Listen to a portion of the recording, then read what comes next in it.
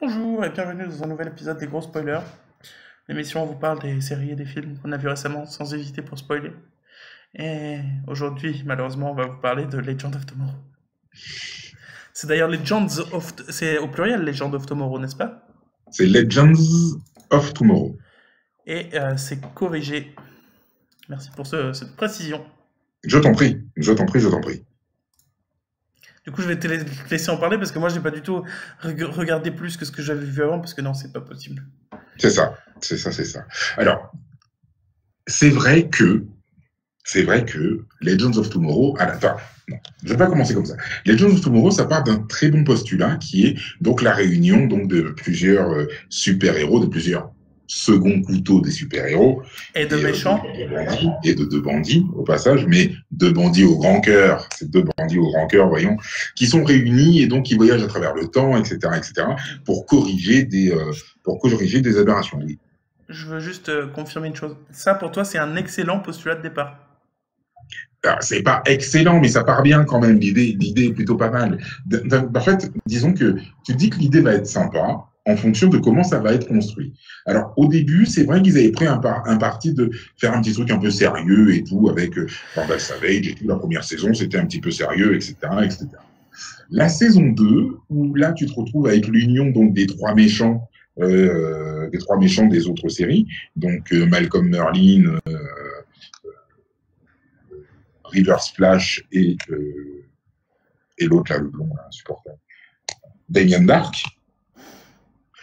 Donc tu as la réunion donc de ces trois méchants qui veulent, pour une raison on ne sait pas trop, donc voyager dans le temps, modifier un peu l'histoire, etc. Pour réécrire l'univers. Réécrire l'histoire un petit peu pour que, en gros, l'histoire suite mieux à leur personnalité et à tout ce qu'ils veulent pour la grandeur du monde. Enfin, tout ça pour se mettre de l'argent dans les poches, en gros. Pour être, en gros, les maîtres du monde. Bref. Donc, on avait suivi le début de la saison 2, effectivement, donc jusqu'à l'épisode 9. L'épisode qui était un peu un tribute à George Lucas et aux œuvres de George Lucas. Et en fait, c'est là que, pour moi, la série commence à basculer dans un truc où on n'est plus dans une série sérieuse, mais dans une série où on s'est dit, écoute les gars, on fait ce qu'on veut. On fait du what the fuck, on se fait plaisir. On regarde pas à la cohérence, à quoi que ce soit. On s'en fout, de toute façon, les mecs qui voyagent dans le temps, de toute façon. Donc, cohérence, incohérence, on s'en fout complètement. On fait un peu ce qu'on veut, on fait un peu tout et n'importe quoi. Et moi, c'est ça que j'aime bien dans cette série. C'est qu'en fait, c'est une série qui ne se prend pas au sérieux. Et que ça part vraiment dans tous les sens. Ça nous permet de voir un petit peu différents aspects des époques qui sont dépeints de façon plus ou moins intéressant ou comment dire ou réaliste, parce que en fait, moi, ce que je trouve rigolo, c'est que tout ce qui se passe avant 1900, à chaque fois, ils sont toujours dans des champs. Ils sont pas dans des villes ou non, toujours dans des champs. Toujours, c'est mieux. C'est mieux, hein. On n'a pas besoin de faire des effets spéciaux de malades, de se lancer dans des constructions. Non. Ils sont dans des champs et généralement, les gens, ils sont toujours en guerre. Toujours. C'est plus simple, ça peut expliquer les explosions, les machins, parce qu'on sait faire l'explosion. On maîtrise l'explosion. On maîtrise pas tout le reste. C'est ça le problème. Il est là le problème. Donc on va suivre tout au long de la deuxième partie de la saison 2, donc les différents, donc les protagonistes, les légendes, en train de courir après ce qu'ils appellent la Legion of Doom, donc la Ligue des méchants en gros, quoi. Dans la saison 2 Ouais. Mais dans la saison 2, ils veulent récupérer le truc de Jésus ou je sais pas quoi là. Et oui, c'est ça. Et justement, donc la Legion of Doom, donc les trois méchants, veulent récupérer la lance de la destinée. La fameuse lance de Longinus, c'est elle qui a transpercé le flanc du Christ, etc., Saint Thomas, patati patata, tout ce l'appelait, machin. Hein. Et parce que donc cet artefact te permet de pouvoir réécrire l'histoire comme tu le souhaites. Réécrire l'univers, ils sont dit au début. Oui, mais là, ça leur permet de réécrire, oui. Donc, en fait, plus que l'histoire, effectivement, tu vas réécrire l'univers, effectivement. Donc, cette lance de la destinée, elle a été brisée en plusieurs morceaux.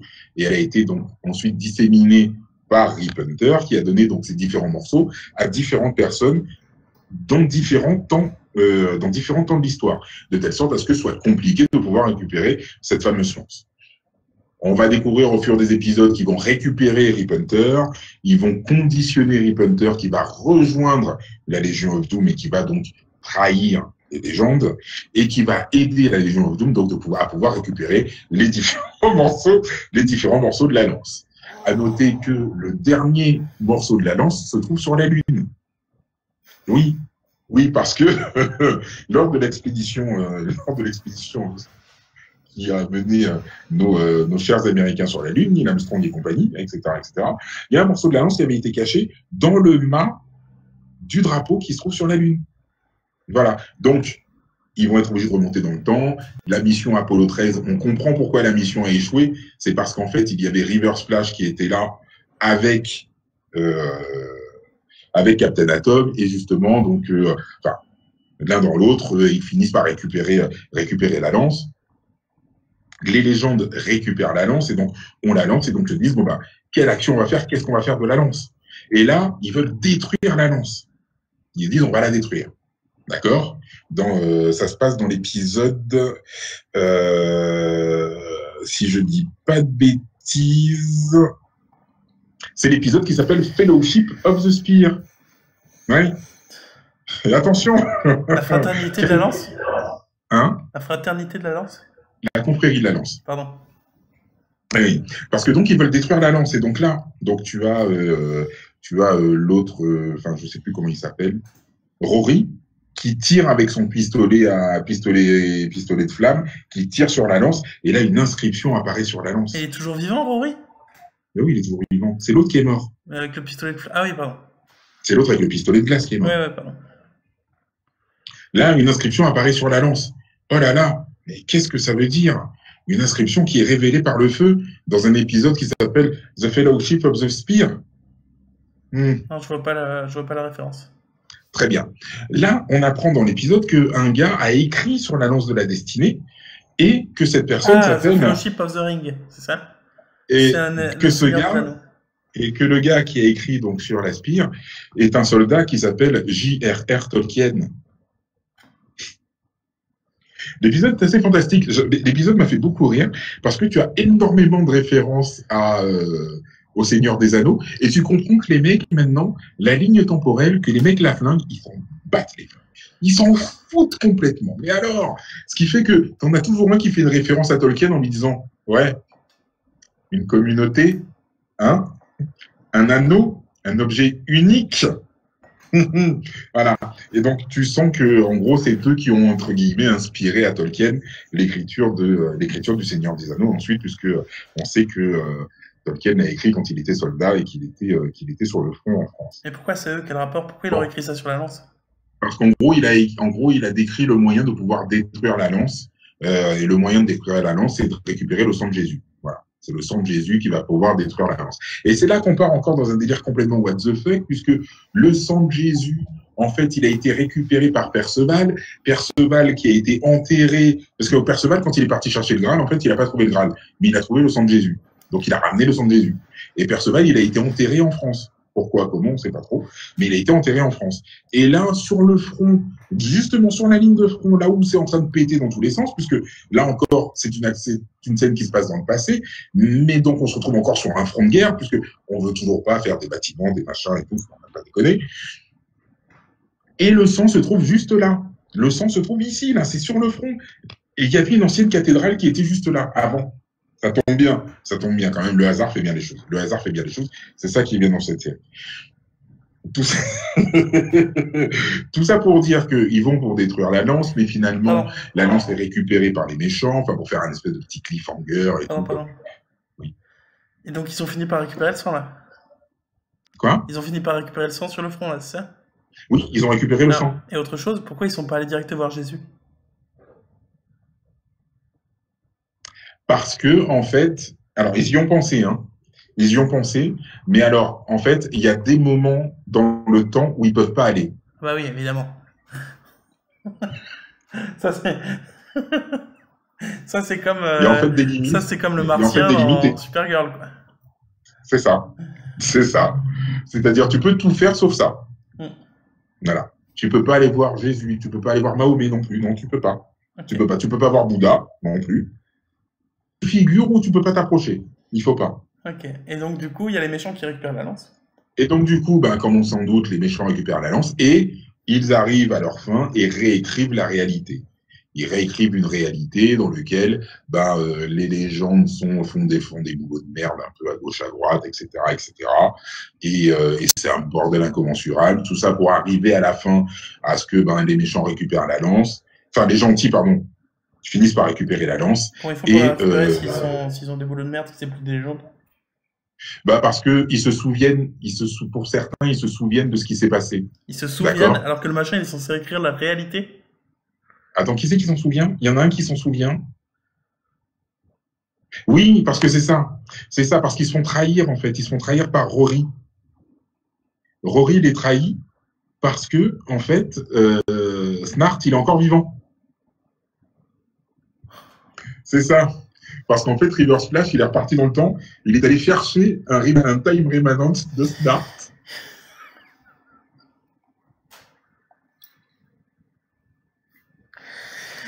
Du coup, il les trahit.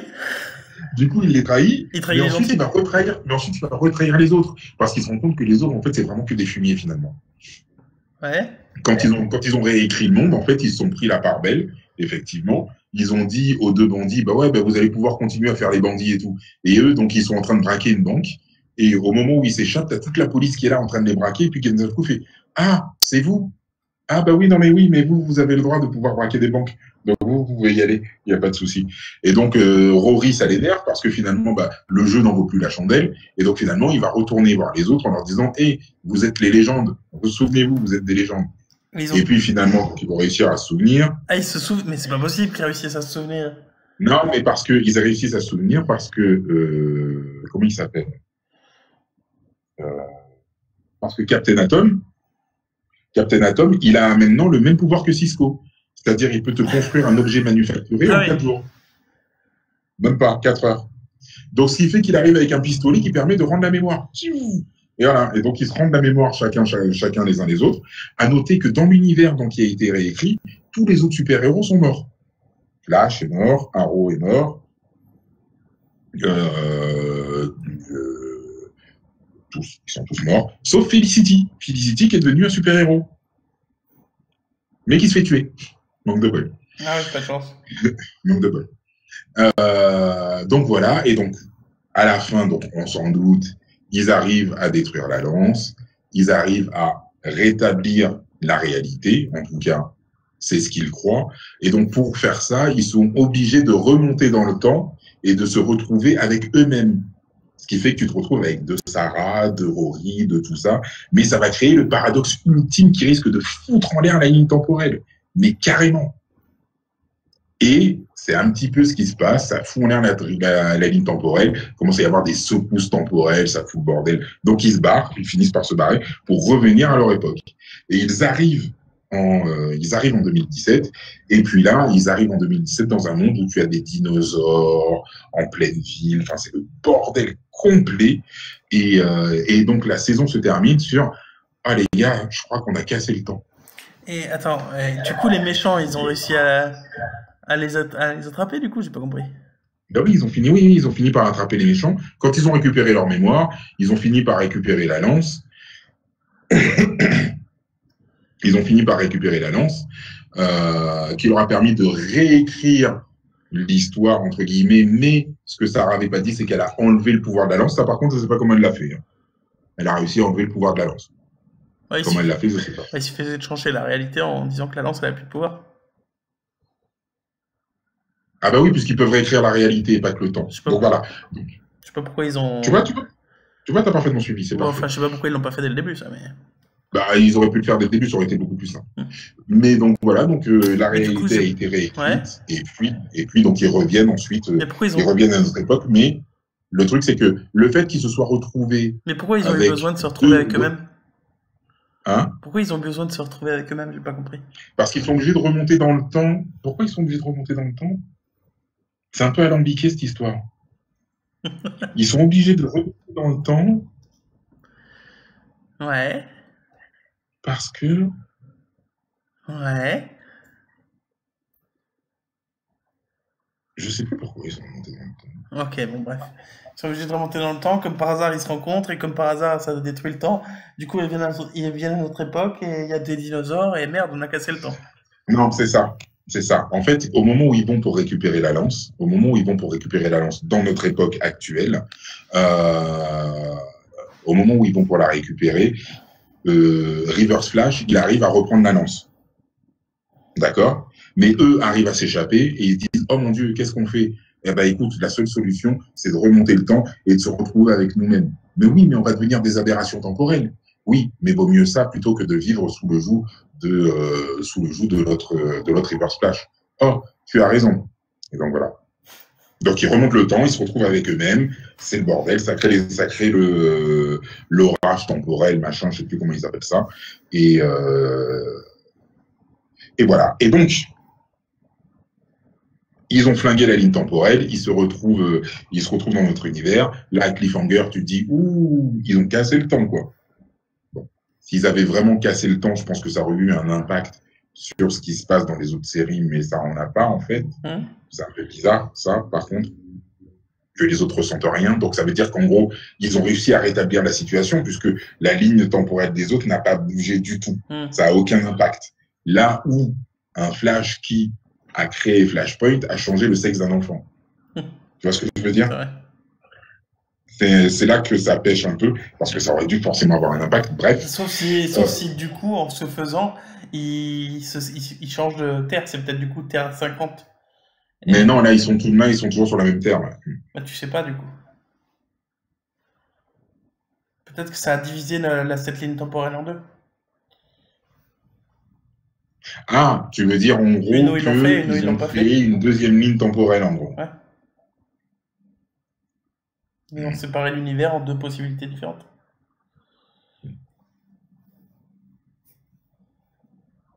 C'est possible. Bref, du coup, saison 3.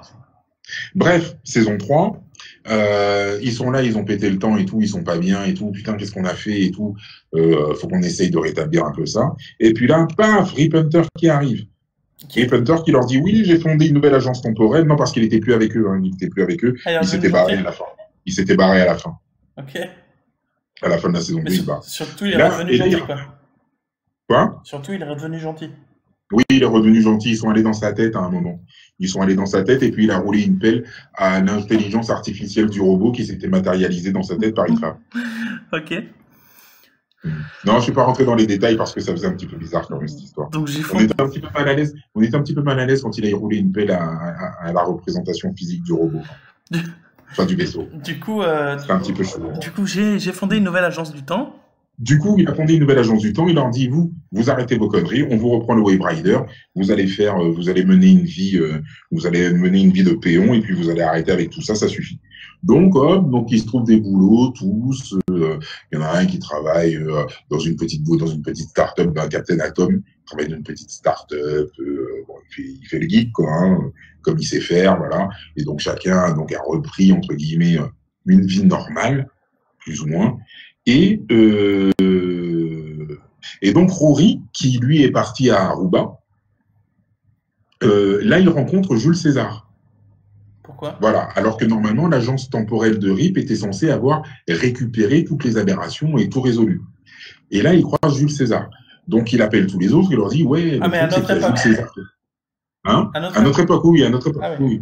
Et donc, il leur dit, ouais, il y a Jules César qui est là. Donc, toutes les aberrations sont pas revenues à la normale. Donc là, ils se disent, OK, donc on va aller voir RIP. Ils vont voir RIP, ils lui expliquent la situation. Hop, petit proco, parce que justement, à Aruba, il y a un spring break. Et le spring break, c'est... thème Jules César, j'imagine. C'est thème romain. Donc, tout le monde avec des draps et tout. Évidemment. Et du laurier dans la tête. Voilà. Bref, ils récupèrent un gars et puis ils se disent « Ah mais non, mais c'est pas Jules César, il a encore picolé, l'autre, c'est n'importe quoi, etc., etc. » Et finalement, ils se rendent compte que c'est le vrai César. Donc, les légendes volent le Wave Rider, vont essayer d'arrêter César, etc., etc. Ils se rendent compte que leurs actions vont encore entraîner des merdes.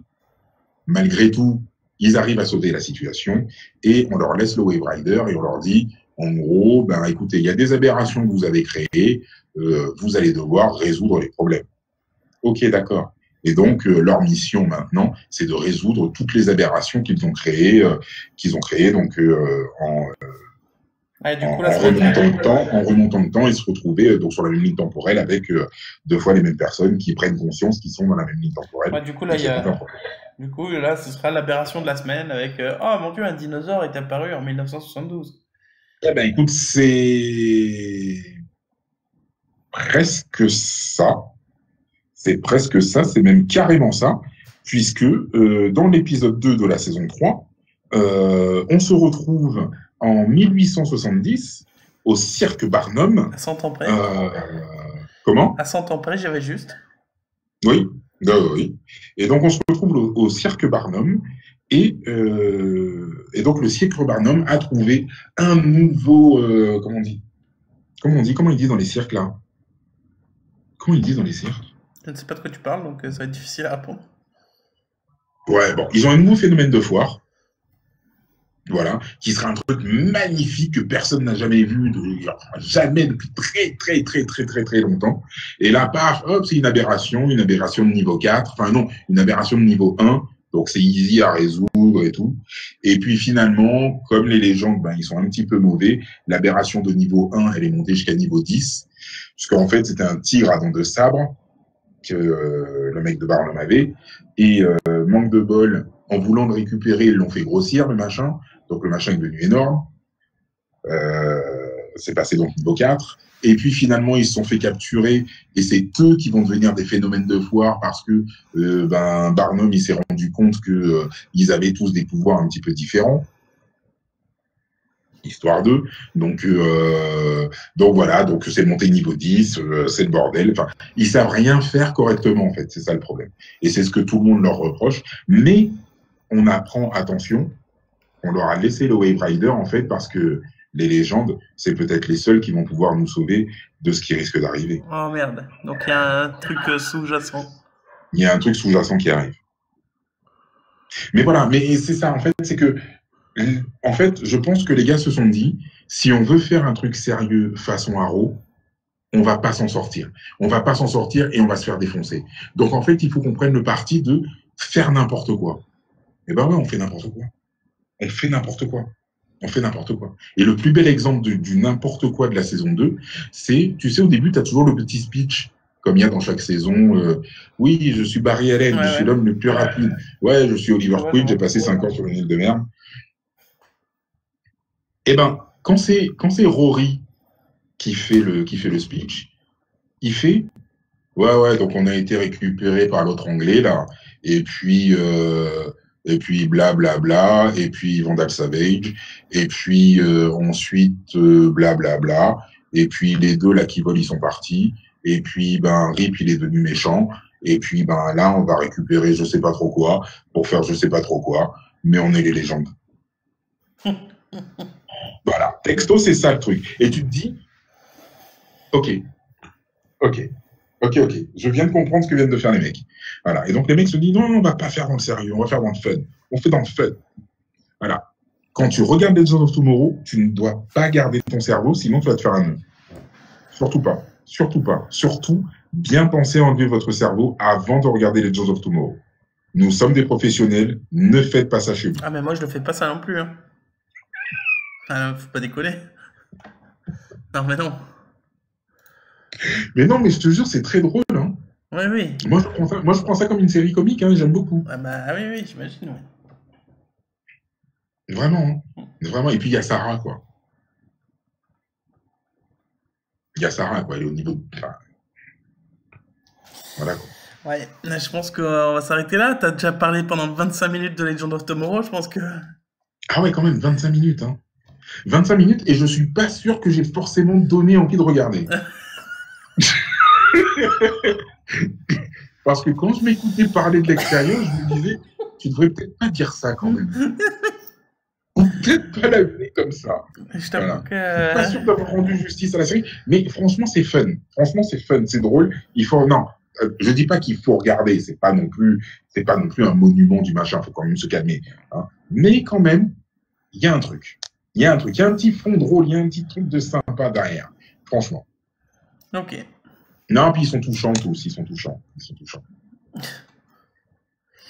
Ok, ok. Bon, bah ça va, merci pour ce point Legend of Tomorrow. J'en fais un Et... autre, à la fin de la saison, certainement. Ouais, oui, certainement. Donc, du coup, merci de nous avoir regardés. Merci d'avoir regardé cet épisode spécial. On va retrouver très prochainement pour un épisode plus habituel et plus court, j'espère. Parce qu'on est des gros spoilers. Et quand même ça. Eh oui, Et ouais, on aime ça. c'est vrai. Grave. Grave. Grave.